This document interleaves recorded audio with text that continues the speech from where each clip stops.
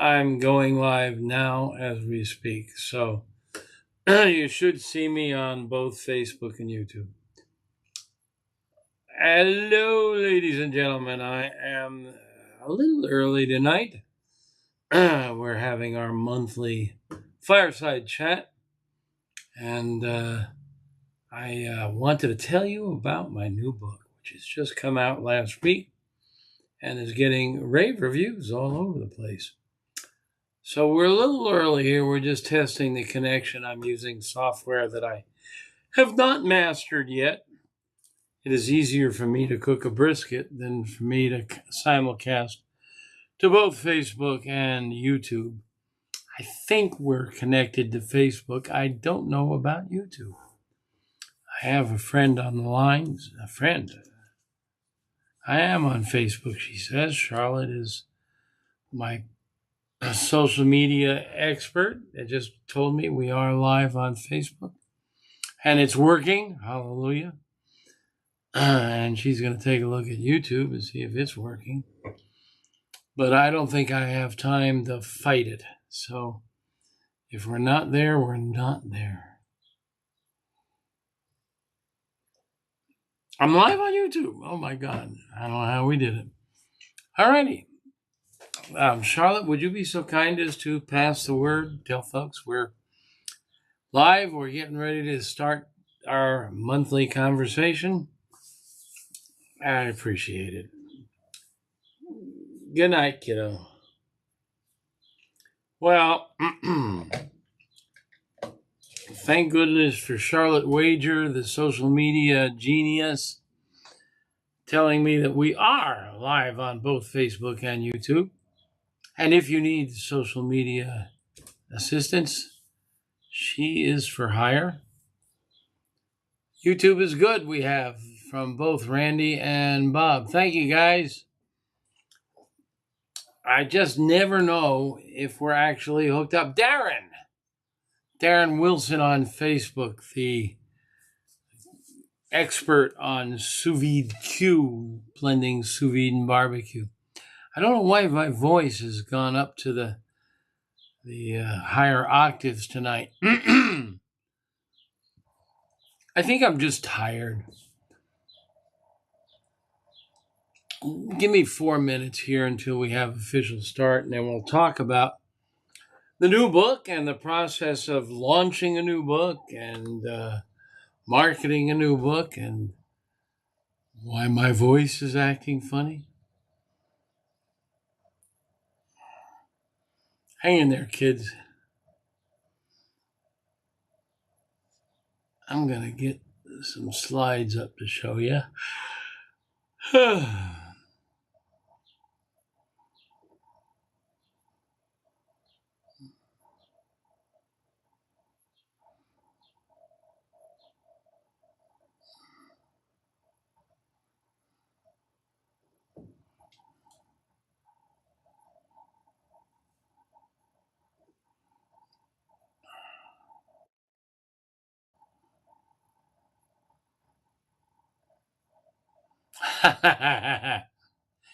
Bobby noticed I trimmed my beard. He's saying less facial hair does that to my voice.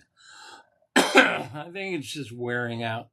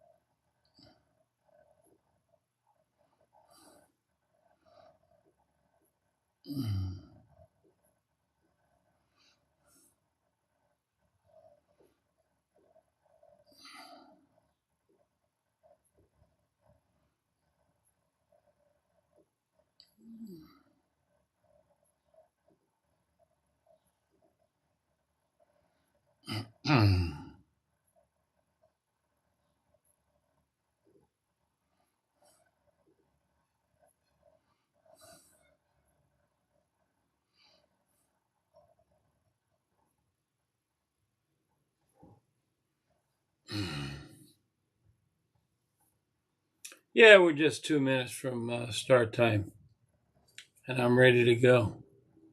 ready to go. Good morning, Morningwood. Oh, you've got the new book. Oh, thank you. Yes, I've seen some of the posts you've tagged. How nice of you. Yeah, it's pretty cool. I'm pretty, only took me 9 years. The last book came out in 2016, so. Yeah, Darren is. I am tired, Darren. It looks like we're clicking on both YouTube and Facebook, which was my goal. I was having trouble. I use a really cool software package called Ecamm Live. It's specialized for Mac. But, as with all software, and this goes back to Microsoft Word and all of them, came out really simple. Click here, click there, and boom, it works. But they've had to add bells and whistles to enable this and that. And it's gotten more complicated, and things don't work the way I think they're supposed to, and I'm confused. But we'll figure it out. Well, it's just about start time, so let me commence the intro.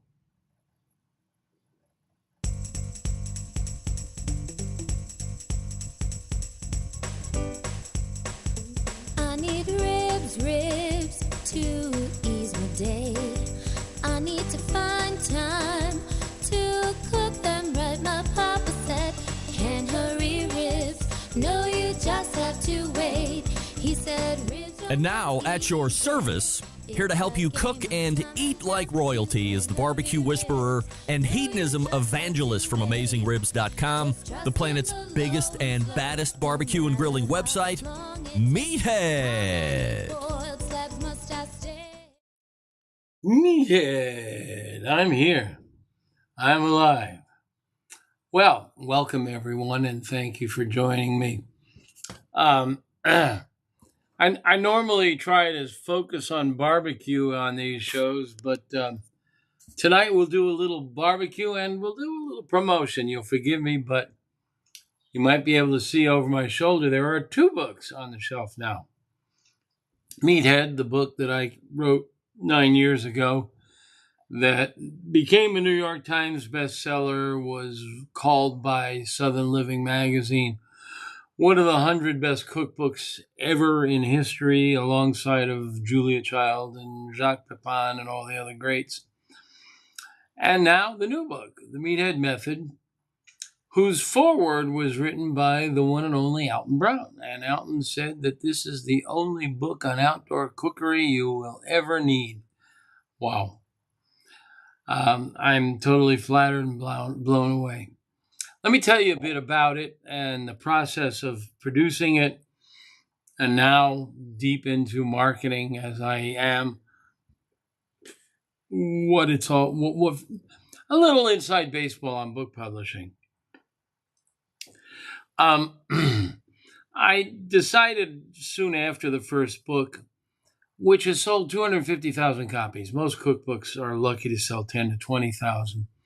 I think it's second only in sales to the Barbecue Bible by Stephen Reichlin. And his book came out 10 years before I did. The new book's doing very well on Amazon. Came out on the 13th, Tuesday the 13th, just last week. I decided that there was enough info that I didn't get into the first book that I really needed to do a second book. It's a tough decision. I told people if they ever heard me say I was doing another book to shoot me. It really occupies your time. It almost took full time. The good news there is it enabled me to put my trust in my team to run the website.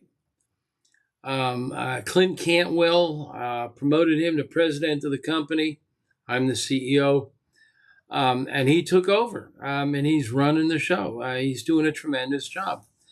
David Joachim, multiple award winner, James Beard, IACP, took over as editorial director.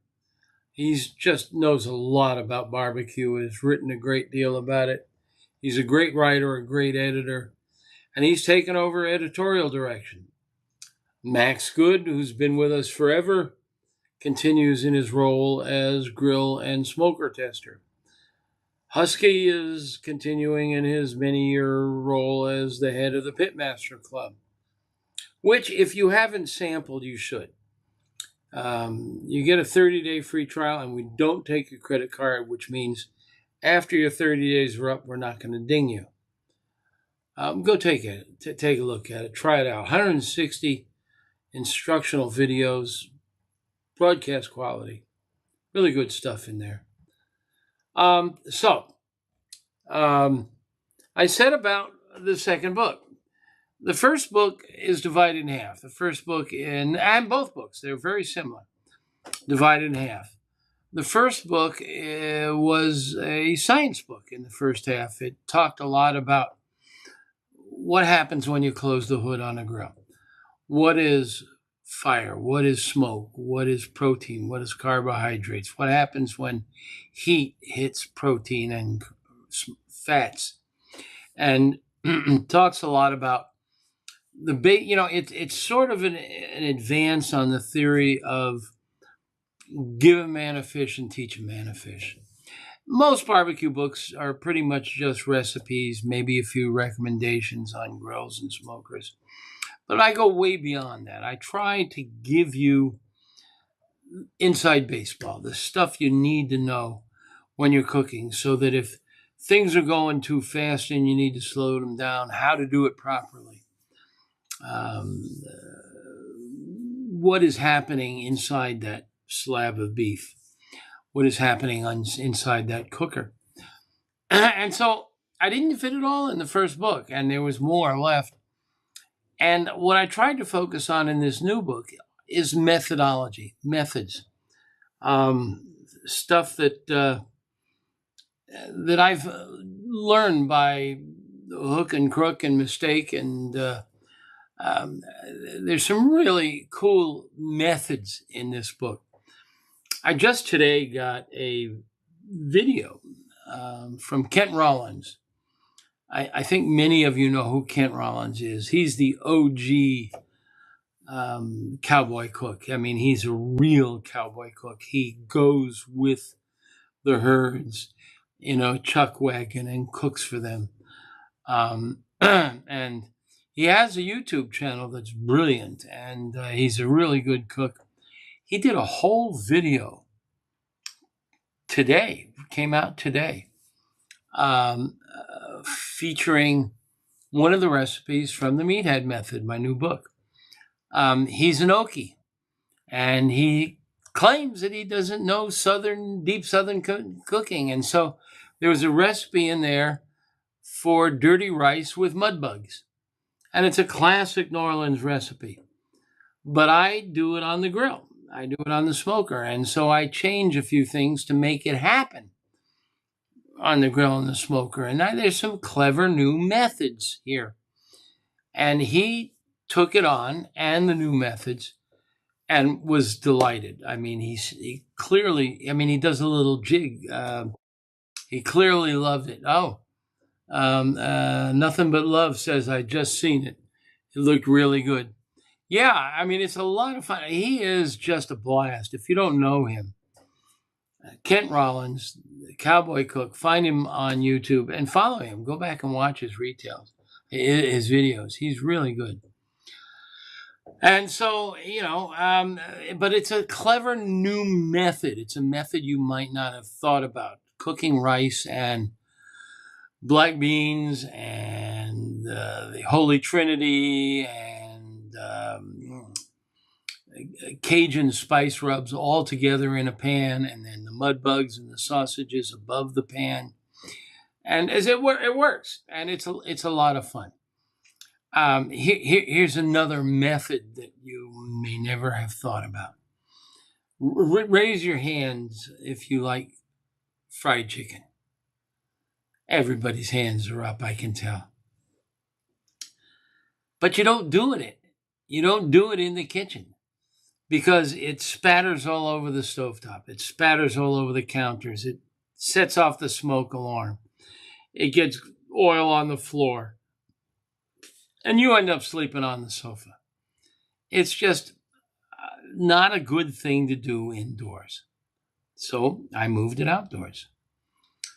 I took a Dutch oven, put it on my gas grill, turned on one burner on the gas grill, the one under the Dutch oven on the far left side, left the rest of the burners off, put about 2 inches of oil in that Dutch oven, got it up to about 350 to 375. That's the magic number for deep frying, 350 to 375. And then I dredged the chicken, did flour, then pickle juice back into the flour. You can do your own. You can put in eggs, egg whites, anything you want. You come up with your own dredge or a liquid coating, and into the oil it goes at 350 to 375. And when it's beautiful and golden, I pluck it out. And I put it over on the dark side, on the side of the grill where there's no heat. And I let it drip dry, and it stays warm when I close the hood and I put more chicken in the Dutch oven. Who cares if it smokes? Who cares if it drips? It does no harm to the kitchen, and it's just gorgeous. And you bring it inside, hot and juicy and spectacular. You can do fried chicken every night with my method, the Meathead Method. Give you another one. Everybody who loves Chinese food, put up your hands. Yep, all of your hands are up. Well, I cook Chinese food on my stovetop all the time, and it's good.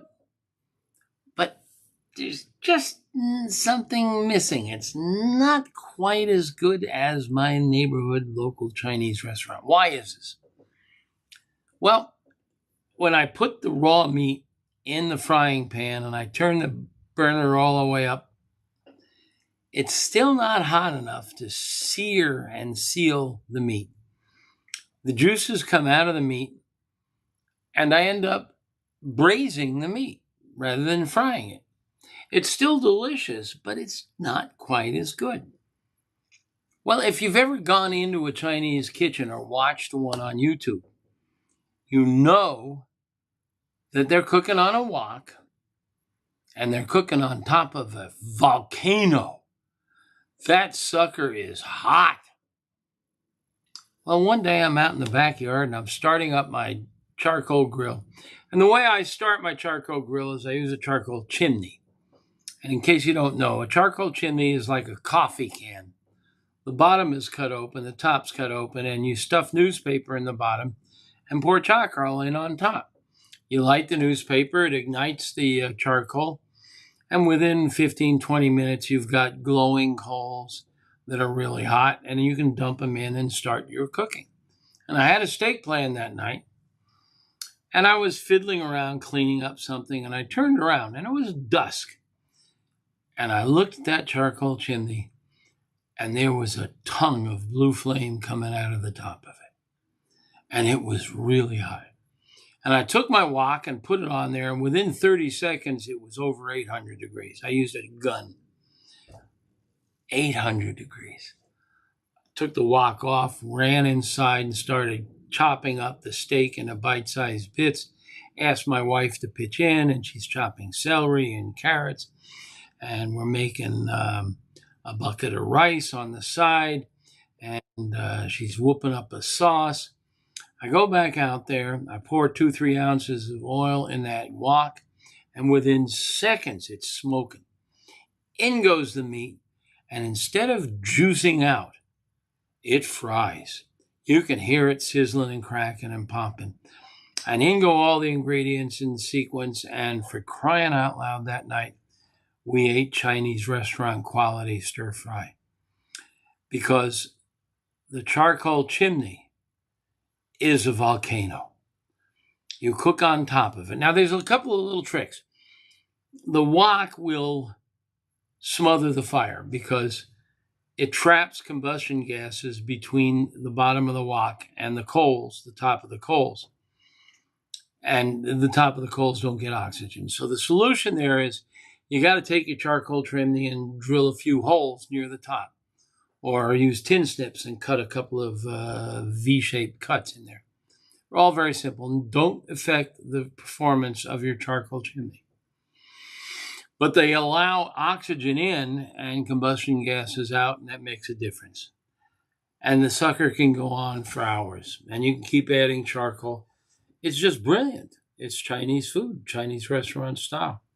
So in my new book, there's fried chicken recipe and a pork recipe, a little on the complicated side. If you don't want to take on a complicated pork recipe, go Google one on Serious Eats where Kenji Lopez Alt hangs out, or get his book, The Wok, or go over to Milk Street. I just did a live demo for them on how to do this. But these are methods that I demonstrate in this new book, taking the science and applying. Here's another fun one. Take some ice cubes, put them in a sheet pan, put them on a smoker, or set up your grill for 2-zone and smoking. And the smoke melts the ice cubes, and it gets a sort of an amber color. Take that water, pour it in a pot, and throw in your fettuccine. You now have smoked fettuccine. It's delightful. It's not overpowering. It's mild. And you can take that smoked fettuccine and go wherever you want. In the book, I went with mussels. I put mussels on top. But you can smoke pasta. The old joke about smoking pasta by throwing it on the grill. This is better. So there's a lot of fun stuff in there, a lot of interesting methods. I talk about how to cook with koji.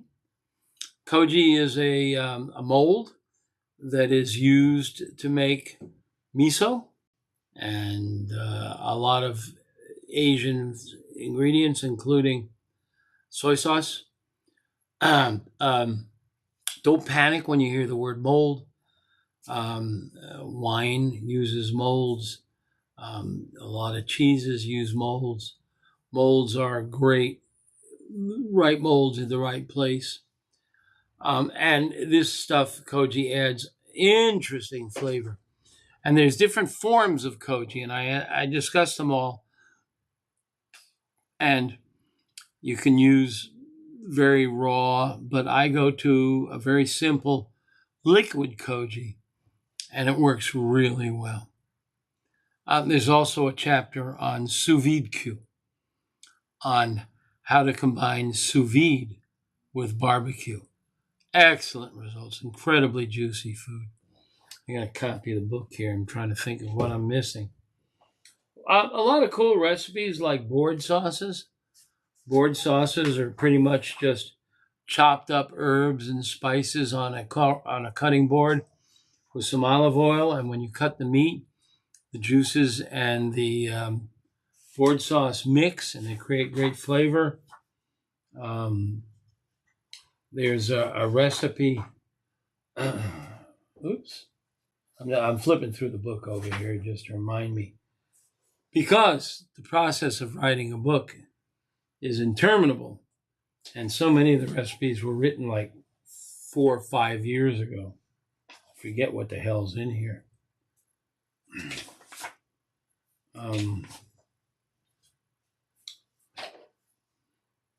Golly, there's a koji beef filet mignon, smoked sous vide steak, sous vide prime rib, beef back ribs, cooking on salt blocks. You can buy blocks of salt. This stuff is really interesting.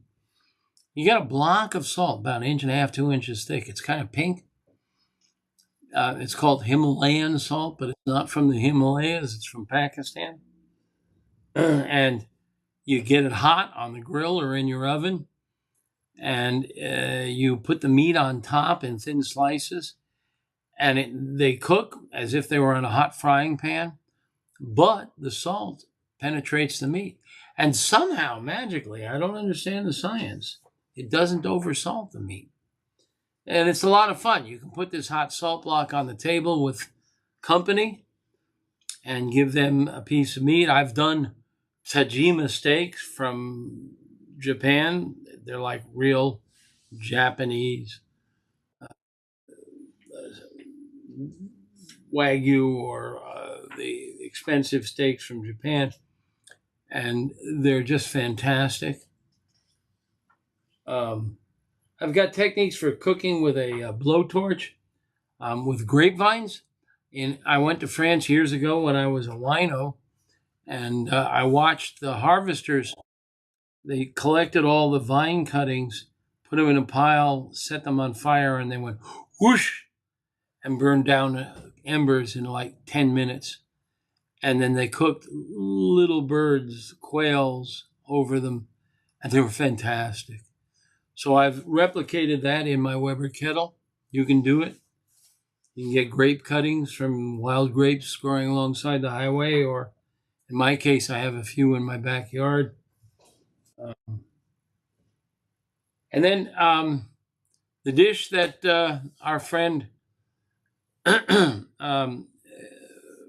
Kent Rollins did today was mud bugs and andouille sausage over rice and the Holy Trinity and Cajun seasoning. And oh boy, that's good. I love Cajun.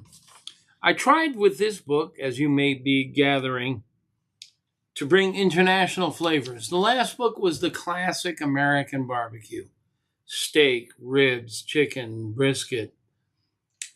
And there were a few vibes down the creative lane, but this book's got a lot of creativity in it. And that's one of the things I try to encourage in you, is to get creative, to try things. Try your Asian ingredients, try your Spanish and Italian ingredients.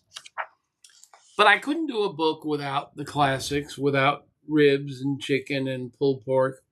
But for this book, I went to the champion competition cooks, and I went to them and I said, how do you cook ribs? Because I knew it was different the way I cook ribs. And they showed me. And I now show you. If you're ever thinking about competing, I have the recipes for you.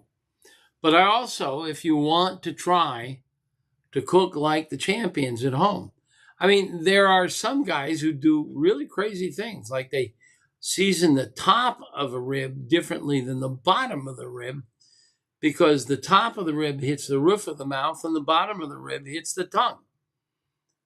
So there's championship cooking in here to take you to the next level. This turkey recipe, some chicken recipe. We talk about the different cuts.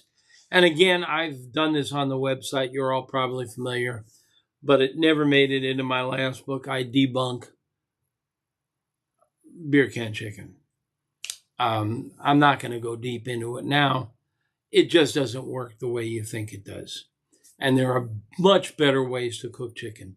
And I know your beer can chicken tastes marvelous. And that's because it's roast chicken. And roast chicken always tastes marvelous. But I can make it better. And I can show you how to make it better. Oh yeah, here's the competition chickens. Tandoori. If you have a tandoor or a big green egg, a kamado, something like the big green egg, you can make it into an Indian tandoor very easy, and I show you how. So you can do tandoori chicken. You can do Indian cuisine on a big green egg, and I show you how in this book. fried chicken and Nashville fried chicken. And I've got a little improvement on the classic Nashville fried chicken. Different kinds of burgers and a really good meatloaf. Oh, and seafood. Let me show you a picture of a beautiful bass dish. Hard to see. I read a lot of fiction, and there's a writer whom I enjoy named David Mail, and he writes about life on the Mediterranean of France. And in one of his mysteries about missing wine, he is stumbling along the Mediterranean coast and finds an old woman cooking sea bass. And she's using dill and cognac. And he describes the method. Not a recipe, he just describes it and how fantastic it was. So I kind of reverse engineered it. And he's right. It's bloody fantastic. And I've got the recipe in here. Bivalves, crustaceans, ponassing salmon. I went up to Seattle and took a cruise boat out into the harbor where one of the Tillicum people on Blake Island in Puget Sound, real Native Americans, have an island there where they have set up museum and demonstrate what their native culture was like. And if you take the boat out there, they give you a meal of salmon, Pacific salmon, bloody damn dead fresh, spectacular.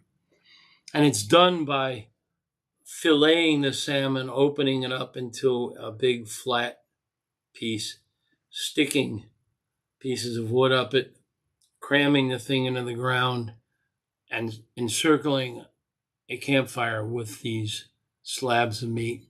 And they're delicious, juicy, tender. It's called ponassing.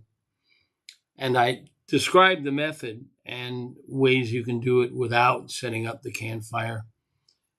So there's your ponassed salmon, and oh, it's good.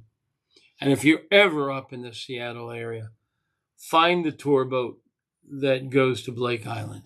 It's really good, and the salmon is really good.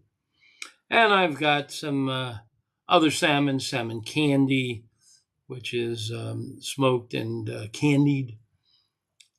Smoked fish with a poblano cream sauce, and I show you a trick for how to get the wood right under the fish because it cooks so fast. It rarely has a chance to get the smoked flavor.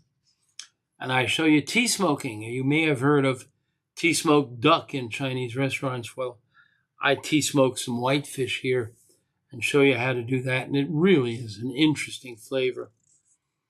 And then one of my all-time favorites, I'm sure a number of you have been to one of the Nobu restaurants. Nobu has several of them scattered across the country, and he's especially a big one in Vegas.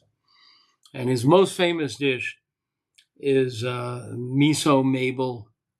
I think he does it with sable.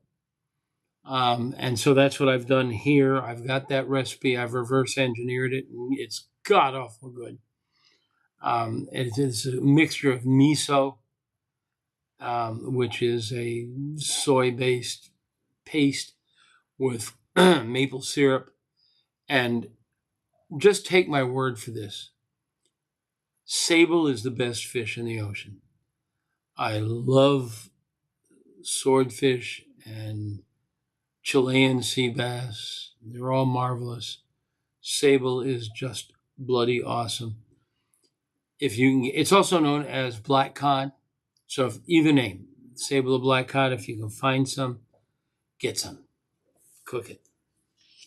And we make some pâtés from fish. Up in the Upper Peninsula of Michigan, it's called the Yooper for the Yooper Peninsula. I make a Upper Peninsula fish pate. It's like tuna salad, only it's a different fish. And it's pretty good, man. I'll tell you. You can do it with salmon, anything. Tuna. Clam bakes. Oh, I got a clam bake recipe that uses Grand Marnier for shrimp. It's not clam, it's shrimp. And I use a shrimp with Grand Marnier, and it's fantastic. And then I went off the edge of the cliff and I made garlic bread with Grand Marnier, and it's the best garlic bread on earth. Fantastic. Clam chowder. So, I mean, I'm rambling now. I'm giving you, there's 114 recipes in here. The key here is there's a lot of methods you may have gathered, a lot of techniques, a lot of things that I want you to try to get out of the box that you're in. I mean, we all go out there, throw the steaks on the grill, and they're fantastic. But now let's show some creativity. Let's ramp it up. Let's amp it up. So, okay, let's see what kind of questions you've got for me. Move the camera out of the way. Okay.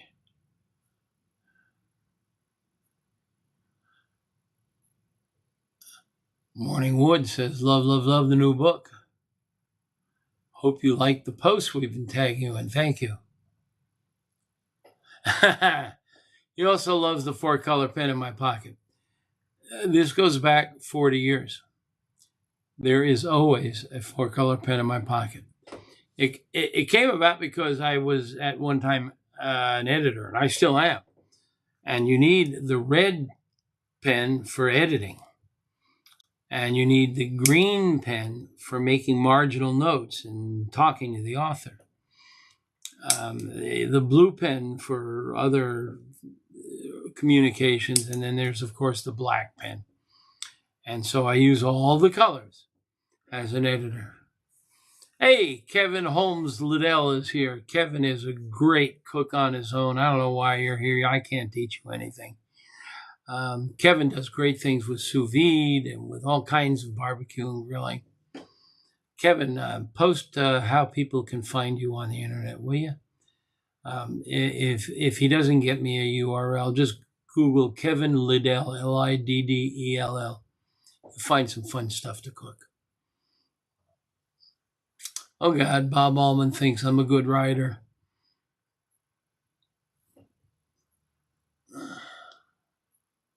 I was actually a journalism major at the University of Florida, and I minored in photography, and I have to brag.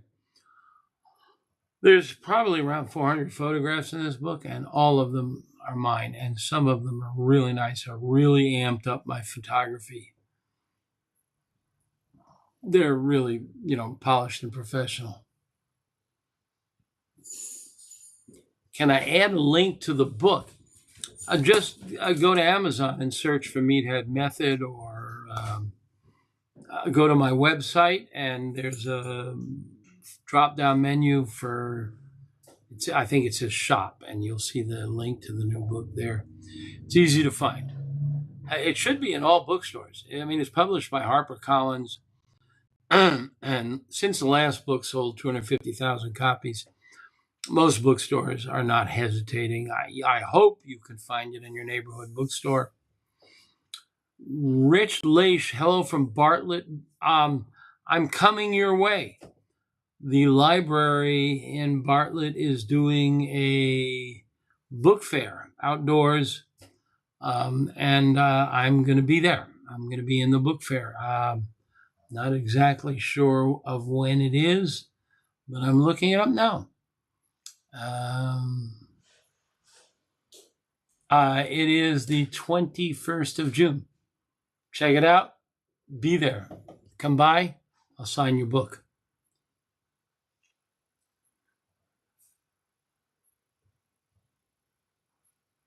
Okay, Kevin is saying that he believes the Himalayan range extends into Pakistan. So maybe calling it Himalayan sea salt is not off the map, but it was my understanding that it's from Pakistan. I have to research to find out which mountains it's from. It's just a few mountains. Yeah, Morningwood is saying, and he likes cooking with it too.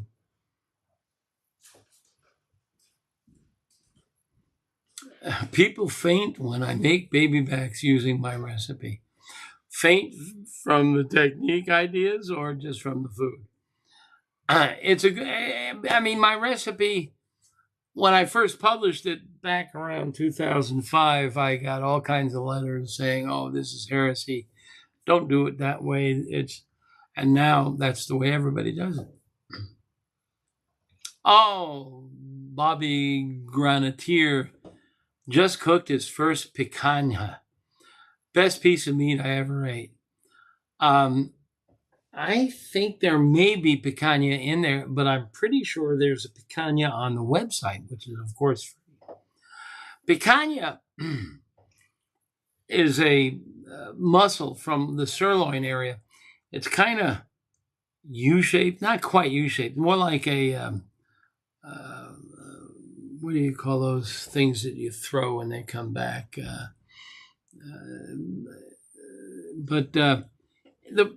It's tricky because it's kind of thick in the center and thin in the edges, so it's easy to overcook the edges. But it's a very tender piece of meat. It's often been called the poor man's filet mignon because it's about the same thickness. And yes, I know I have a recipe on the website. I don't recall if it's in the book. Like I said, I wrote most of the recipes years ago, and today is 28th. On June 4, I turned 76. So my memory isn't as good as it used to be. Yes, Simon Garfunkel is the poultry rub in here, or a variation thereof. Yes. Kevin is being very polite and saying, I can teach him. We belong to a mutual admiration society. Rich is going to be at the Bartlett event. Good man. Okay, I think I've covered most of your questions. It's 8:05.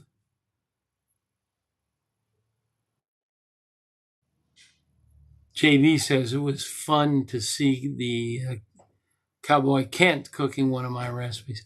He was in Chicago about a year ago for a conference. Maybe it was the National Restaurant Association or something. And he called me up, and I took him to the Duck Inn. It's a restaurant in Chicago that specializes in duck. Surprisingly, even though he is a cowboy cook and a hunter, he said he had never had duck. I guess there's not a lot of ducks in Oklahoma. I don't know. Or when he goes hunting, he hunts bigger things. But we went to the Duck Inn, which is, first of all, a very good restaurant. Second of all, they know how to cook duck. And it was a lovely afternoon. We sat outdoors on their patio, and we each had half a duck, and it was cooked to perfection. And we had some wine and some beer and a lot of conversation. We've known each other for years. In fact, we have a dozen or more videos that he shot for us in our Pitmaster Club. The Pitmaster Club on AmazingRibs.com is really special. You know, AmazingRibs.com and most websites are one-way broadcast. I talk to you, here's my recipe, here's what I say. You can leave comments and we answer your comments and questions. But the Pitmaster Club is built on two-way software. We can talk to each other back and forth. There's 15,000 members. And anybody out there who has ever run a subscription or membership website will tell you I'm lying when I tell you what I'm about to tell you. But if you get a 50% renewal rate, you're doing okay. 60%, it's considered good. Excuse me, got the hiccups.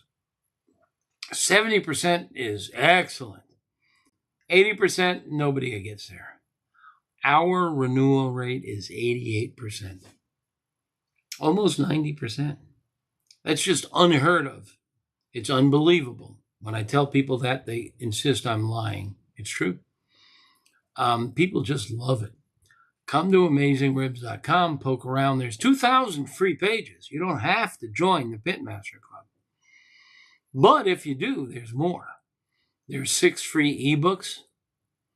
Oh, this is cool.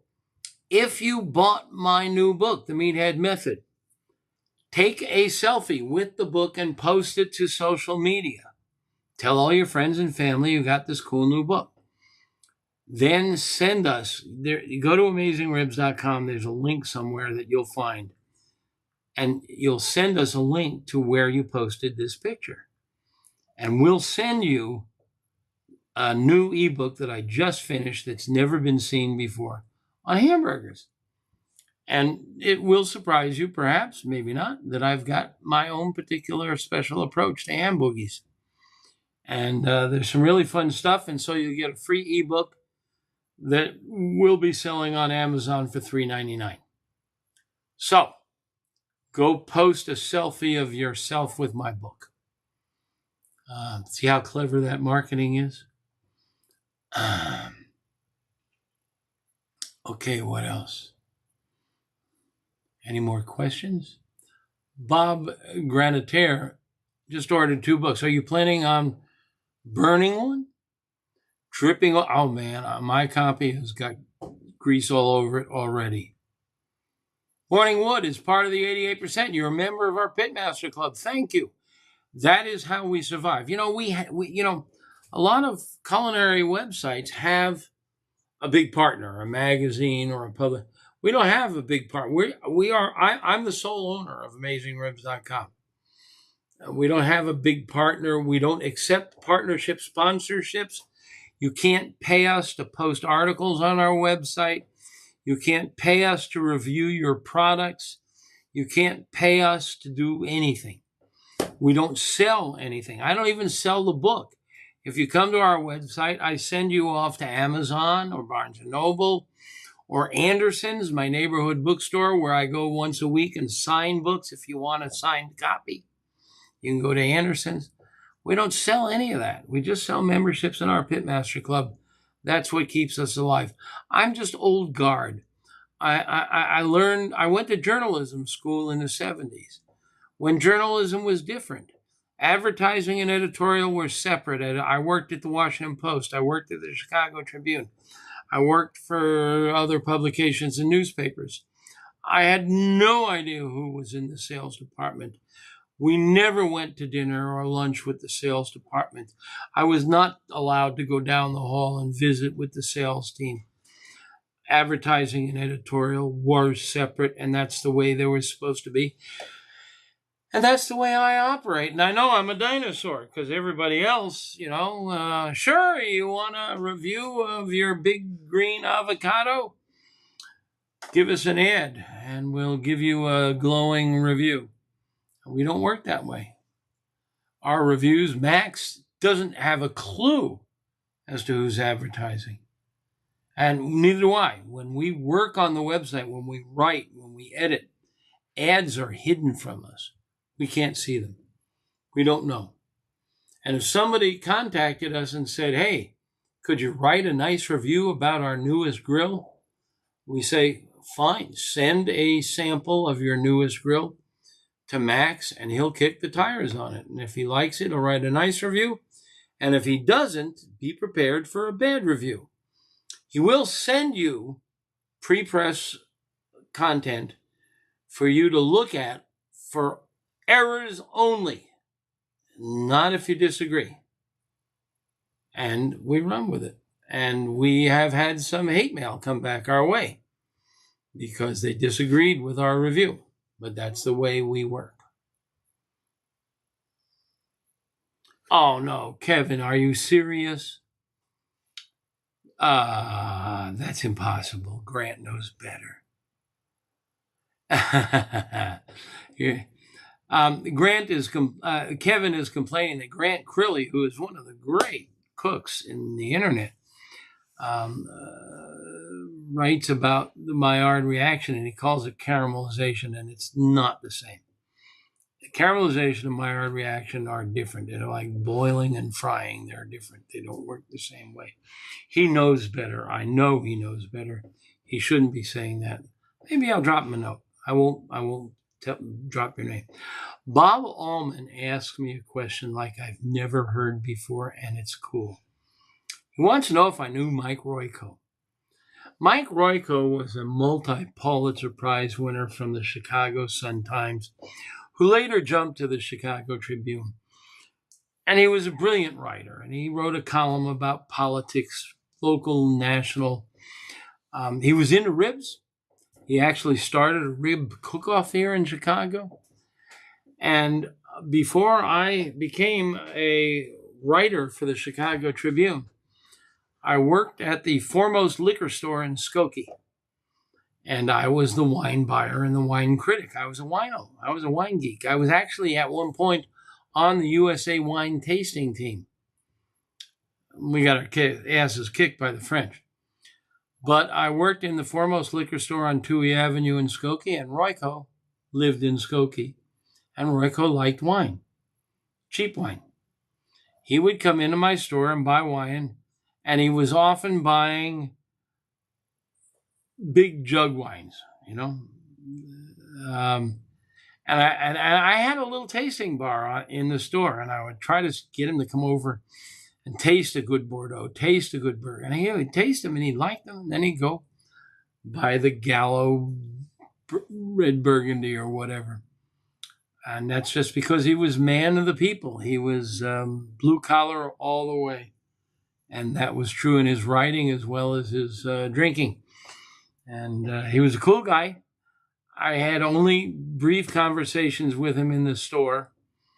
When I started writing about wine for the Trib, he was still at the Sun-Times. He came over to the Trib eventually. But by then I had moved out of town. And I was still writing for the Trib. I was living in Ithaca, New York, where my wife was getting her PhD at Cornell, and I was teaching at Cornell. And so I lost track of him then.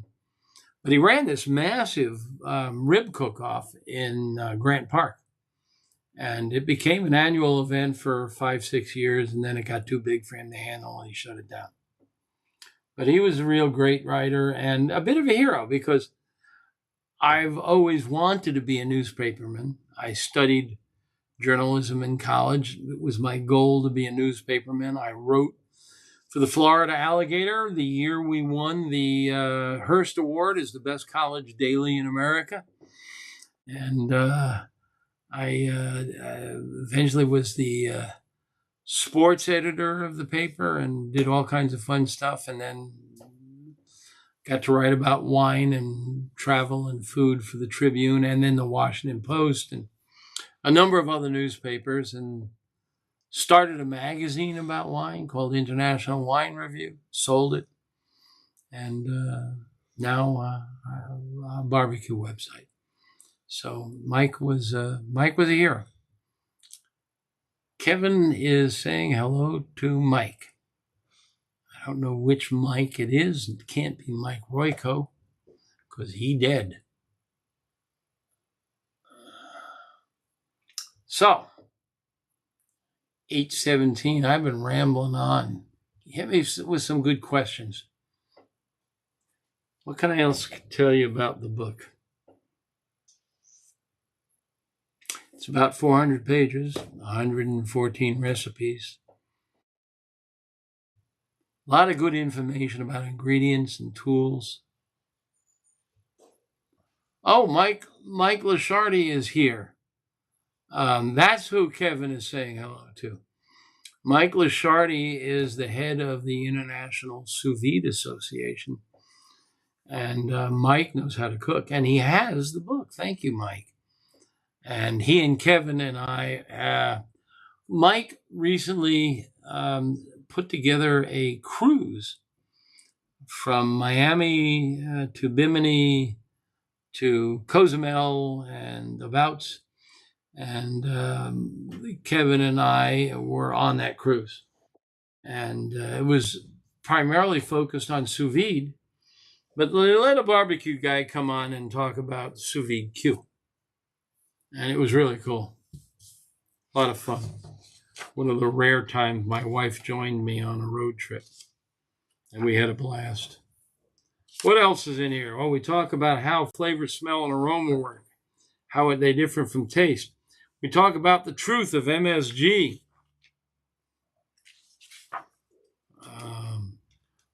The importance of 212, boiling temperature, how water boiling temperature affects everything we do. We discuss the Maillard reaction. We talk about fats and oils. We talk about fat caps and how they don't melt into meat. Carbohydrates, starches, and sugars. Brines, the different kinds of salt and how the shape of salt affects how much salinity you add, and how you can overcome it by using it by weight rather than volume. Oh, and we break the myth that sugar enters meat by osmosis. It's not osmosis, it's diffusion. And I show you, I can see if I can show it here. There's a little illustration here. The top one shows diffusion. If you add salt to water, it diffuses evenly. The bottom one shows osmosis. If you add salt to water, the water moves to distribute the salt evenly. So one is distribution of salt, the other is distribution of water. And we talk about thermometers, and if you've ever hung out on AmazingRibs.com, you know I obsess over them. Food temperature and safety. How weight is not as important as thickness. We talk about how the reverse sear works. Why you don't need to flip only once. You need to flip often.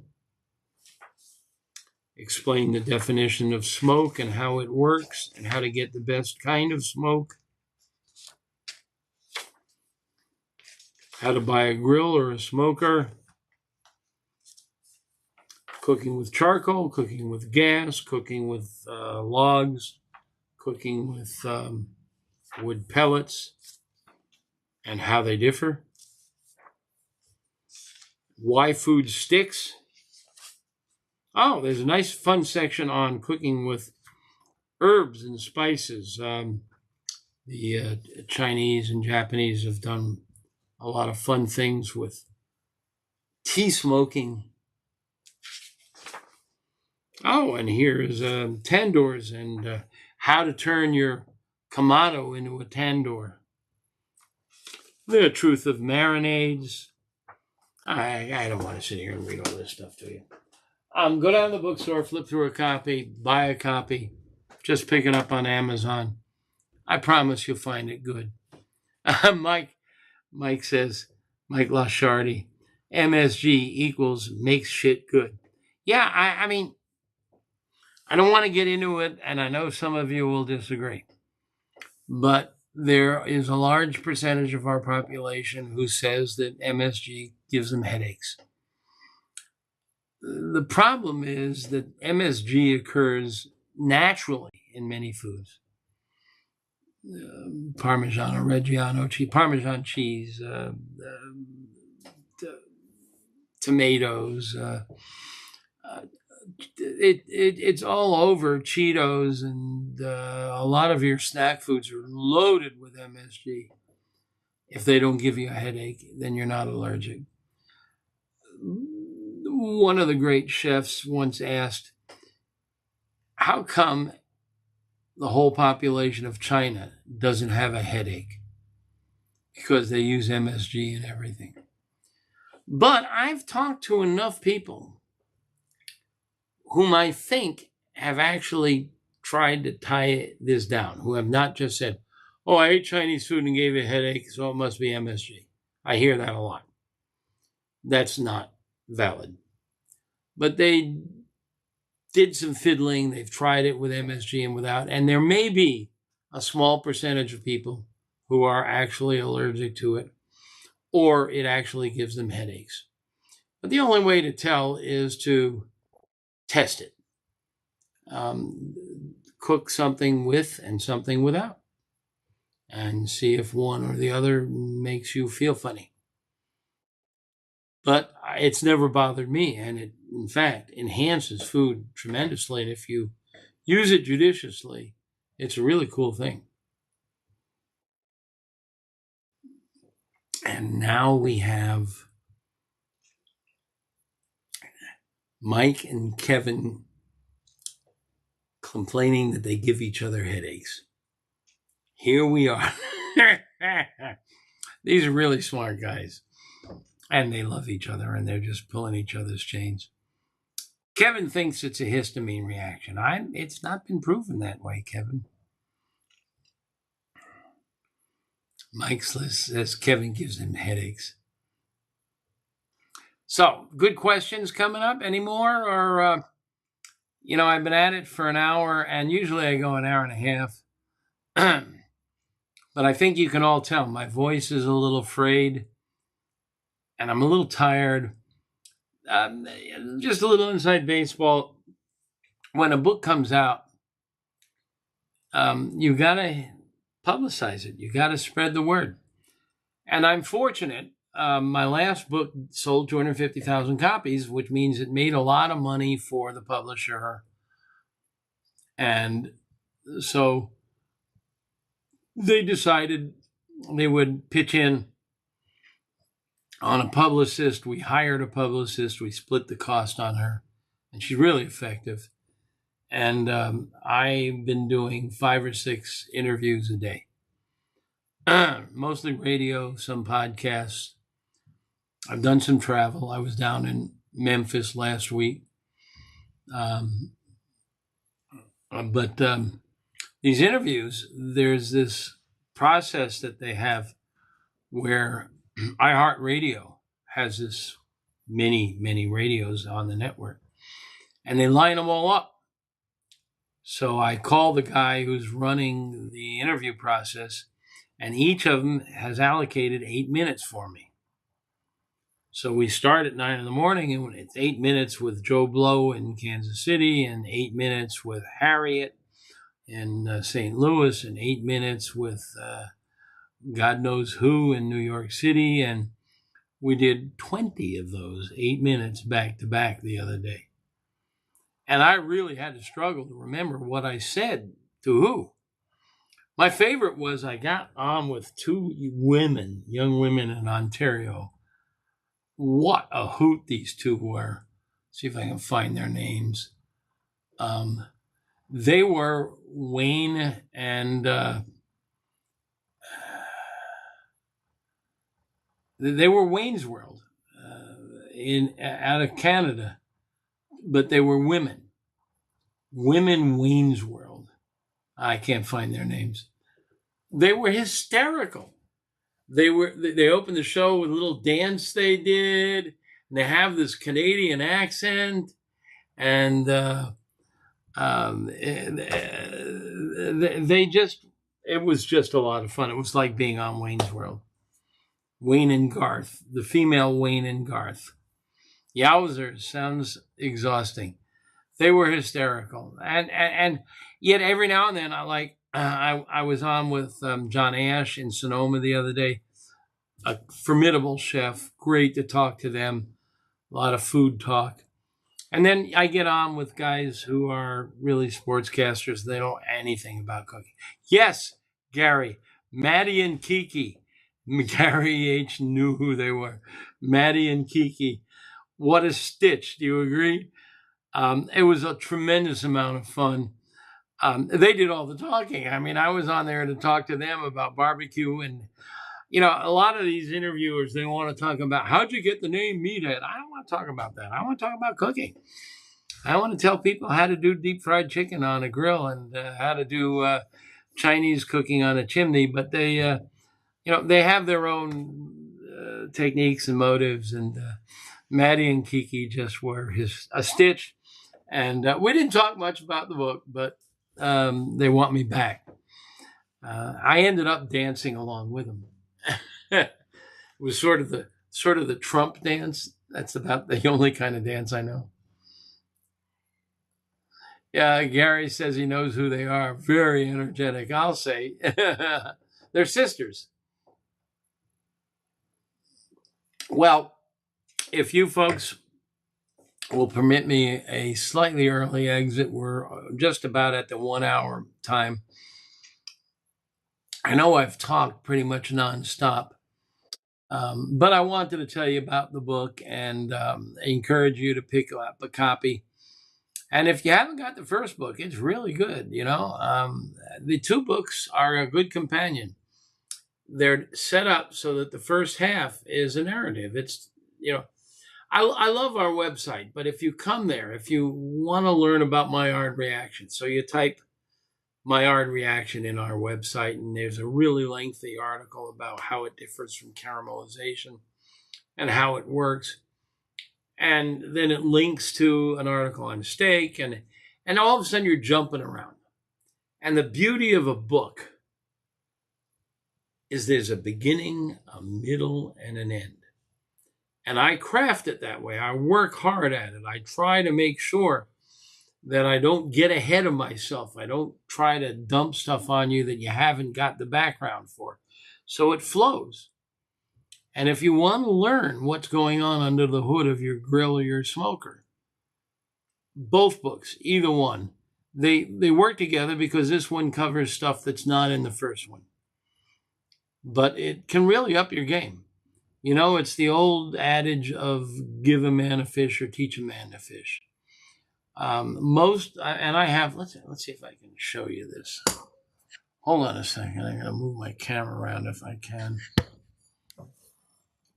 Yeah, there you go. I get this thing out. Hard to see, but there's two bookshelves.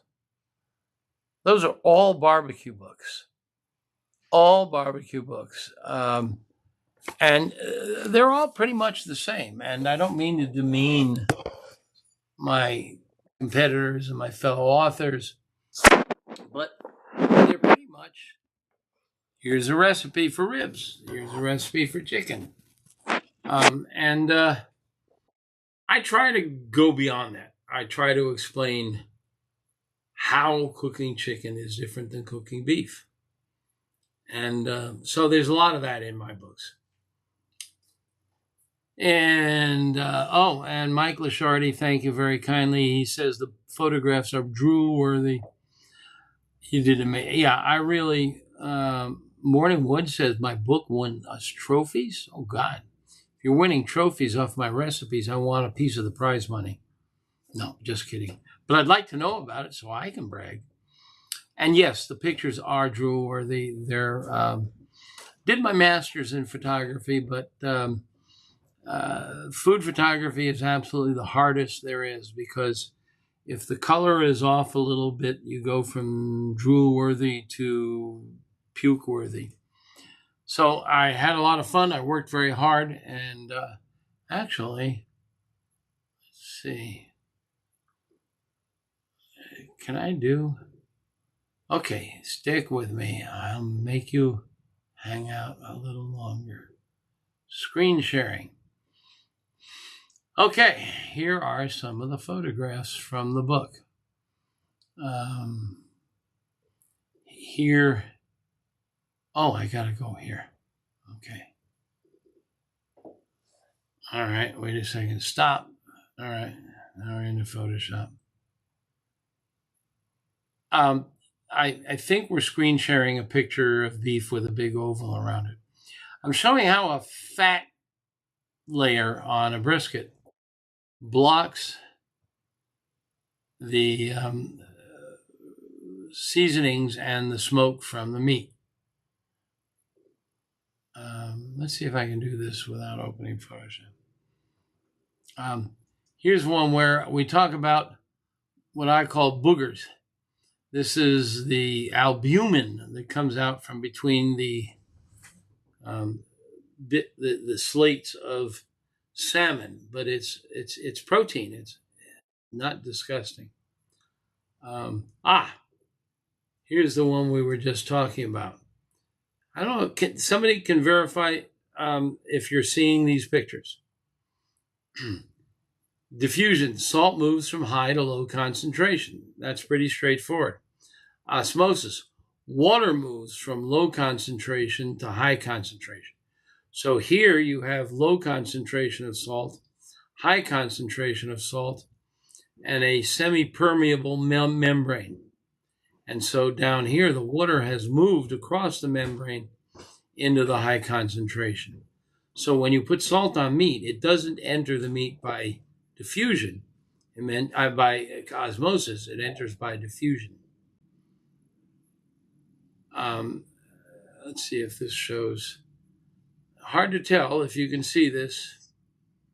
Okay, somebody says we're seeing the pictures. This is a piece of beef with some salt sprinkled on it. And you'll notice after a few minutes, most of the salt has disappeared until it's all disappeared. So salt gets wet and it penetrates deep. But nothing else does. Garlic can only sit on the surface. It's too big a molecule. Salt is just sodium and chloride. They can get in. 2 molecules. This is an interesting one. This is uncured bacon. And it says in the fine print, minimally processed, no artificial ingredients except naturally occurring in cultured celery powder and sea salt.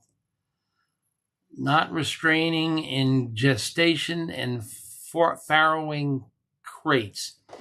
Basically, what they're saying is they haven't treated it with the classic curing salts, which are sodium nitrate, but they're using celery powder and sea salt, which are identical and have the same effect. What else? These are just some of the photos from the book. I'm scrolling through looking for interesting ones. This is nice. Oops, I hit the button twice. Didn't mean to.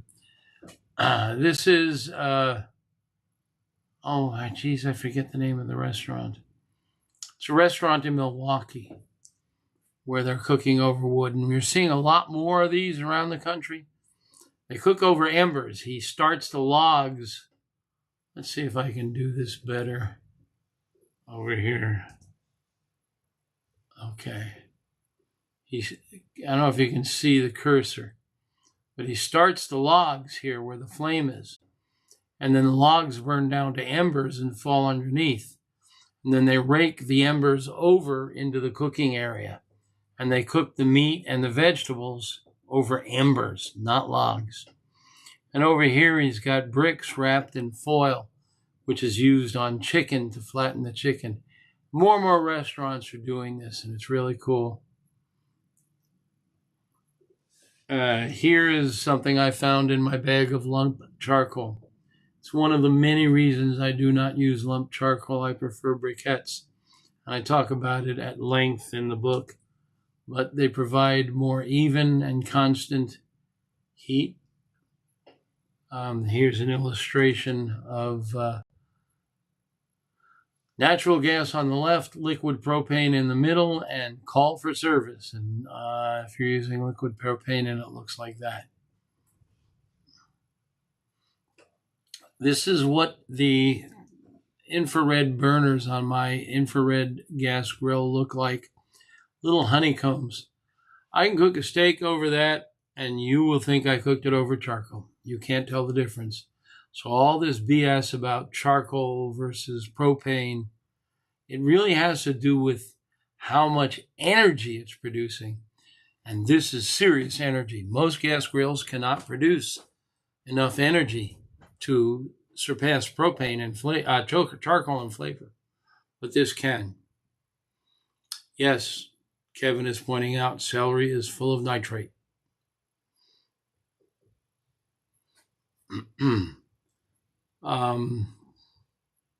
What else? This is a great method for getting smoke into oysters and clams. You just put them on the grill, throw some wood chips or chunks or sawdust underneath, but you put a bowl over the top and that captures it. Here's a big green egg that I converted to a tandoor. I built this little ring. Actually, I had a local welder build this little ring, and now I could hang spears and lamb into my big green egg, and it cooked just like a tandoor. The Meathead Method at work. Okay, here is the charcoal chimney that I use for wok cooking. You can see I've cut V shapes in the rim, so combustion gases can escape and oxygen can get in. And here we are, stir frying.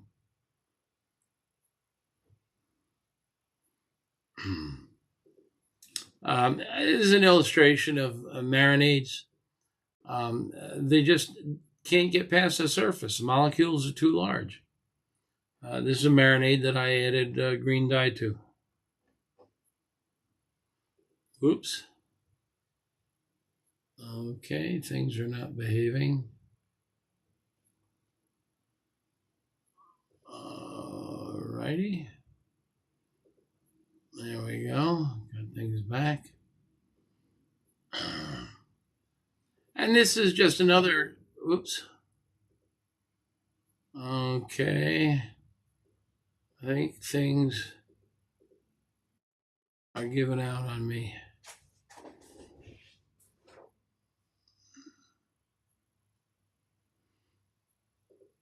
Yeah. All right. Oops. Okay, here we go. All right, so here's an example. You take a rub or a marinade and you put it on a 3/4 inch skirt steak. Well, it penetrates about 1/4 of an inch total, or about 33% of the way. You put it on a 2-inch ribeye and it's only going to penetrate about 12.5%. So the skinnier the meat, the more penetration you get from marinades. And then here's one that our sous vide people will appreciate.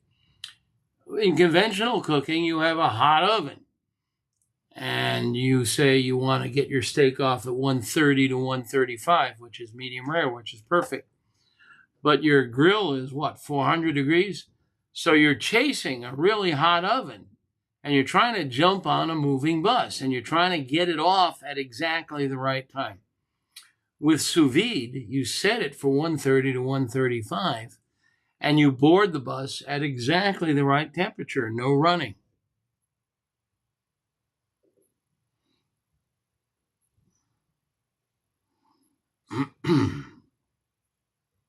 Oh, here's just a little warning.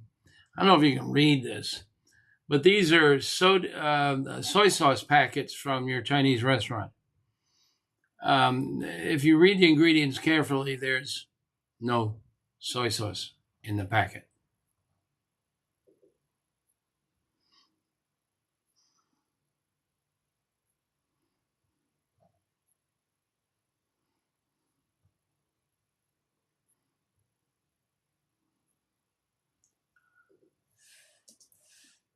This is just a picture of a bottle with a really good Thai pepper sauce, hot, sweet. Oh my, that's good. It's in the book. I talk about how to handle a prime rib. That's about as perfect as you can get. And guess what? It's sous vide Q. Christmas is always over the river and through the woods for our family. So I get a prime rib. I take the rib bones off and I save them for a meal some other day. I trim it down. I get all the fat off of it. I sprinkle it with a nice seasoning. It goes into a sous vide bag. I bring it up to 130, 135 in that range, and it stays there for several hours. And then when it's time to go over the river and through the woods, I unplug the sous vide heater, and it sits in the water for about 30 minutes. We get to our destination. I plug it back in. Sits there for another 30, 40 minutes until dinner is about to be served. Then I take it out, bring it out to the Weber gas grill, and sear the snot out of it on all sides. And that is one gorgeous feast of prime rib.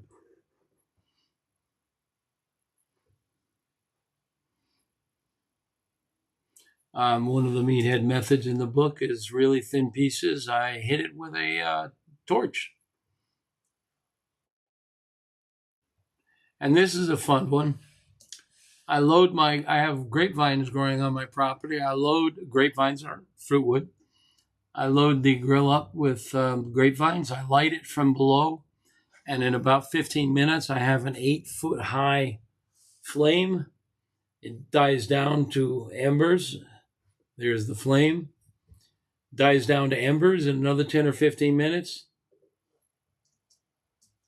And I can cook a flank steak over those hot embers, 800 degrees, sear the snot out of it on the outside.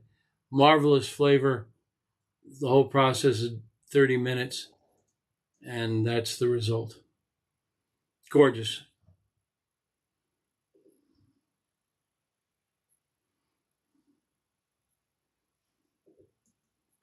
Here's some lamb and Israeli couscous from the book. This is one of my favorite photographs in the book. This is inspired by the great chef Dory Greenspan. This is a pork and Normand from Normandy. Normandy is famous for its apples and its cream. And so this is grilled and on a pasta with apples and cream sauce. And I really like the picture and the food. This is shrimp and hash, ham hash, and a chicken with a lovely sauce. And what else? This is another chicken. This is a recipe I reverse engineered from a restaurant in France I went to, and the food was spectacular, and I came back and I tried to recreate it. I got there with some success. And these are all grilled meats. I love the way the bowl glows. And this is the fried chicken technique I told you about. Dutch oven, chicken in the oil. When it's done, it sits over here and drip dries, stays warm. Get the next batch in, piece of cake. This is the hot oil that I will drizzle over it to make hot chicken. Whoops. Well, that's not good. All right. This is something that I don't know if it made it in the book, but I want to share it with you. All the recipes and cookbooks say never smash your hamburger.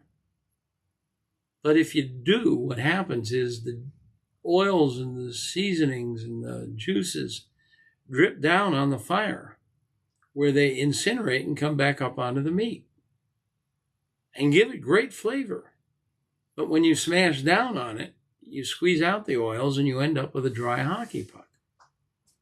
Well, I wanted to figure out how to do this right. Well, it's not brain science.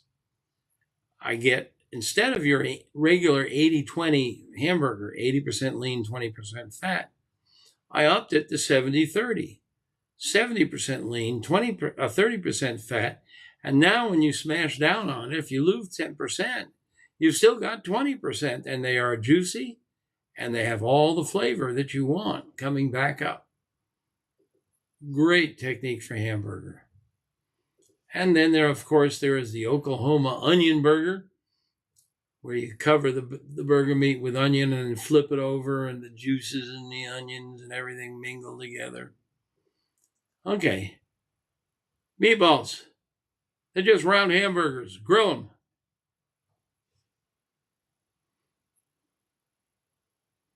Oh, I spoke of the ponassing technique. This is that at the Tillicum estate, the butterflied salmon. This is skin side facing, but they'll rotate it so meat side faces. Really a good technique. And this is Youper fish salad. It's like tuna salad, only on steroids. And this is the miso maple fish from Nobu.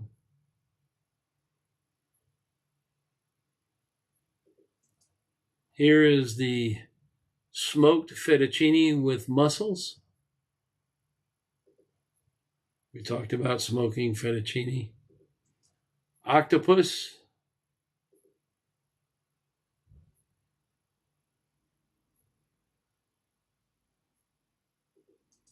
This is the shrimp with Grand Marnier, and I think almost better than the shrimp with Grand Marnier, the garlic bread with Grand Marnier.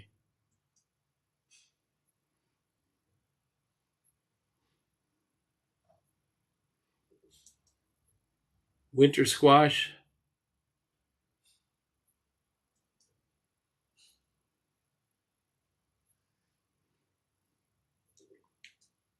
Here's a great technique for getting corn off the cob. I grill the corn and stick it into a bundt pan.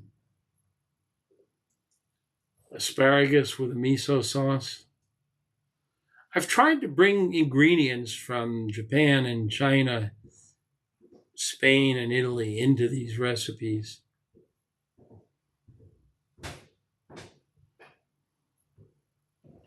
Getting down the home stretch here. This is a fruit salad with a reduction of port wine. I grilled all the fruit and poured the port wine over it. Boy, that's good.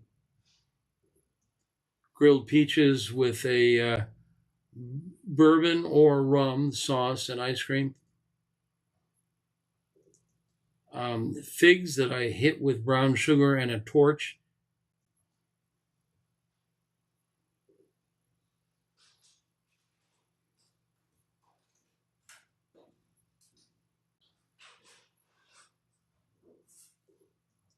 I love mushu pork, which is a Chinese recipe for shredded pork and vegetables in their little pancakes. They're little like tortillas.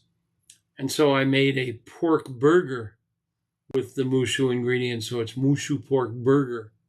And that's hoisin sauce on it.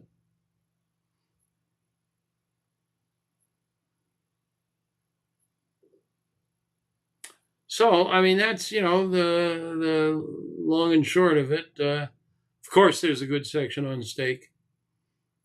It's a good book. I hope some of you will go out and get it. Okay, how do I turn off this? Oh, yeah, here we are. We're back. Let's see if there's any last questions or comments. And we'll wrap it up.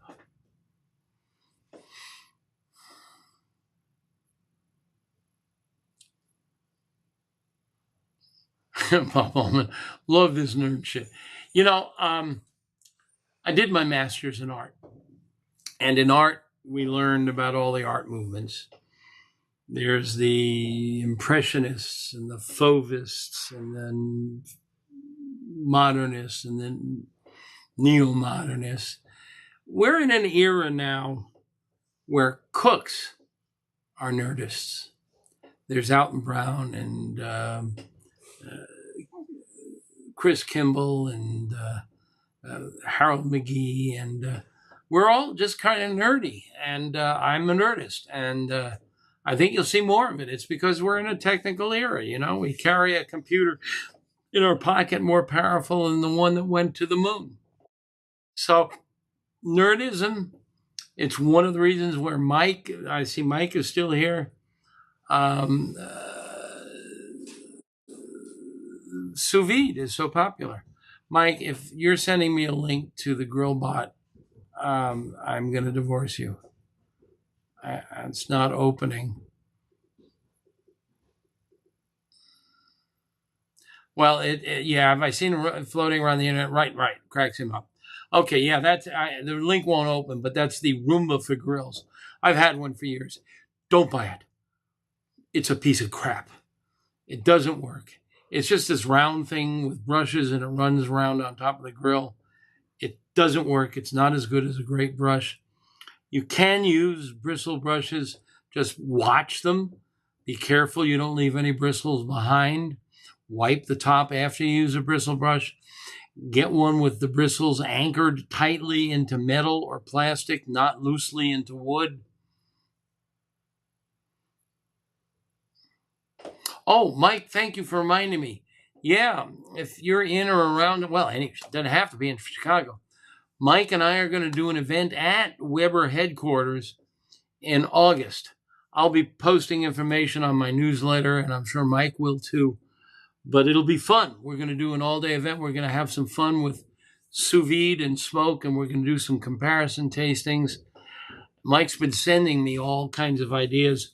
And Mike, you'll forgive me. I've been so wrapped up in book promotion, I haven't really studied them, but I will. But we're going to have a lot of fun up at Weber headquarters. So that should be, and their chef will be there. I'm sure we'll have a great lunch.